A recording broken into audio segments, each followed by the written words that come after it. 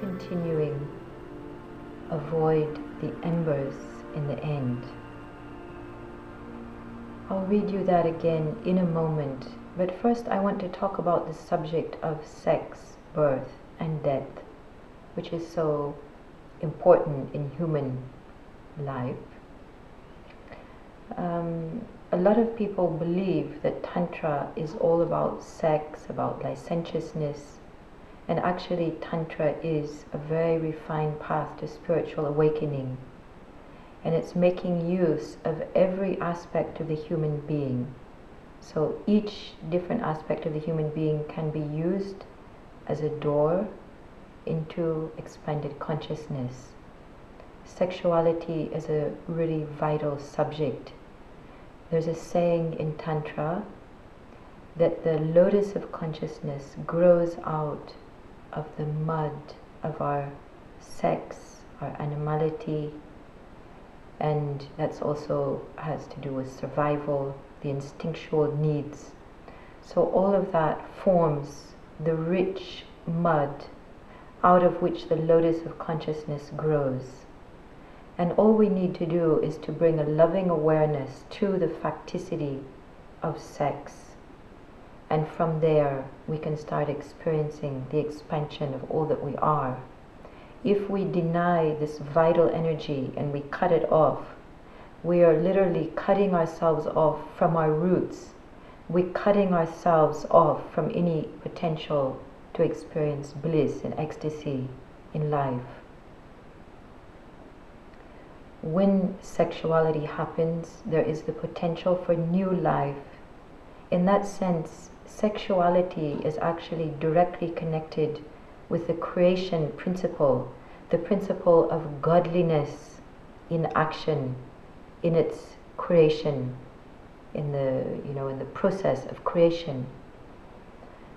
So when we are engaging in sex, we are actually engaging with the God within. We're connecting to the very act of creation.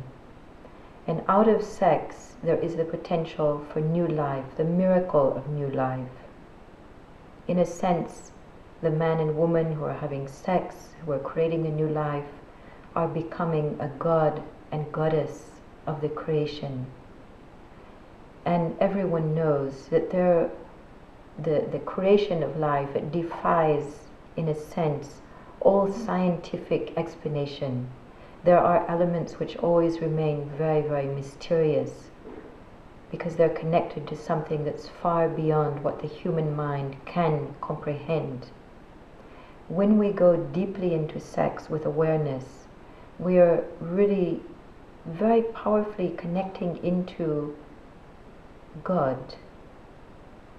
And this is a spiritual experience. And if you ask people to describe what it is that they experience in orgasm, whatever they describe is very similar to what saints have described as the process of awakening, the process of spiritual states. For example, a couple going into sex, they may say, when I go into orgasm, I experience no mind. I experience going beyond time. I enter into an eternal space. I experience ecstasy. I experience love with no boundaries. I experience expansion, expansiveness, limitlessness.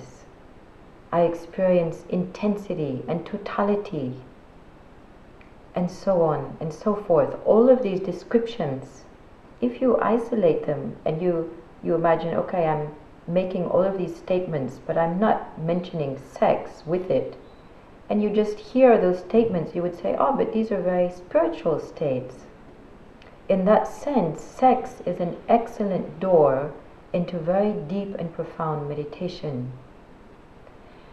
In life, there are three main doors where we can enter into expanded consciousness. The first is birth, second is sex, third is death. So all of these three states are already available to us Of course, we can make use of any aspect of life as a door into meditation, but these three states are very powerfully present in any experience of expanded consciousness.